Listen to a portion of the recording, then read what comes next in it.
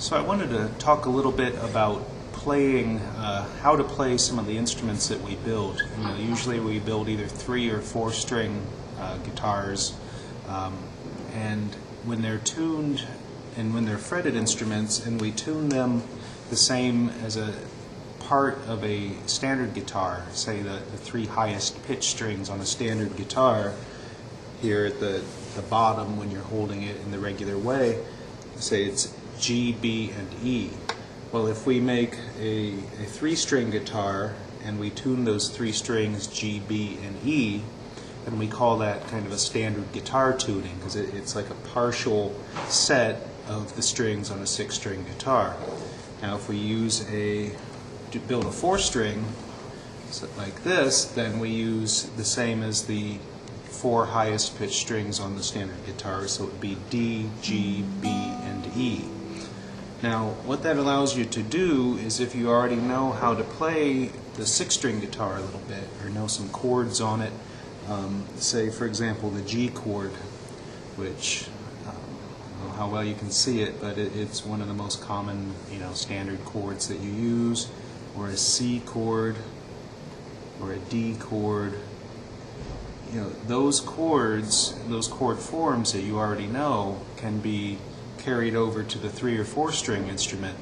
The way to think of it is that on both the 3 and the 4 string, it's like the 4 string is just these 4 strings of the standard 6-string guitar, and you just ignore these 2 bottom ones. So we looked at the G chord on the 6th string. Well, on a 4-string, you don't have the 2 lowest pitch strings.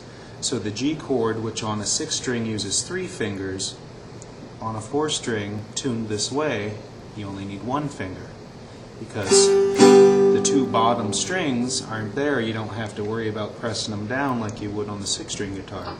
The C chord, because we don't have, is usually a 3-finger chord on the 6th string, but this low string here that our ring finger would normally be hitting isn't there.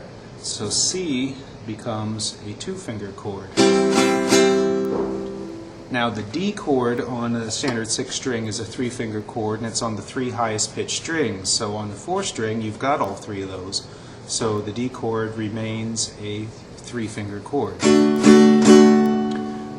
So that concept applies to pretty much any chord form you know, whether it's an A chord, an E chord, an F chord. So you can apply what you already know to the 4-string or 3-string instrument. Now, if you're used to reading standard chord forms, you know that like a printed chord form where it has the lines and the dots, well, you probably know that those lines and dots represent the frets going this way and then the strings going this way. So a G chord in a standard chord notation would have 3 dots on it that indicate where your 3 fingers go when you're making that chord. So if you look at a standard chord form for a 6-string guitar, but you are playing a 4-string guitar like this one, you just ignore the 2 left vertical lines, which represent the 2 low strings which aren't in here. So if you just ignore that and look where the dots are for those remaining 4 lines on the right side of the form, that will show you the part that you need when you're trying to chord your 4th string.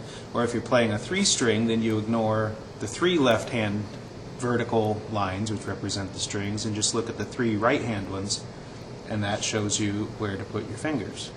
So using that, you can use pretty much any guitar chord book, or any of the sheet music or like campfire song books that show you the chord forms.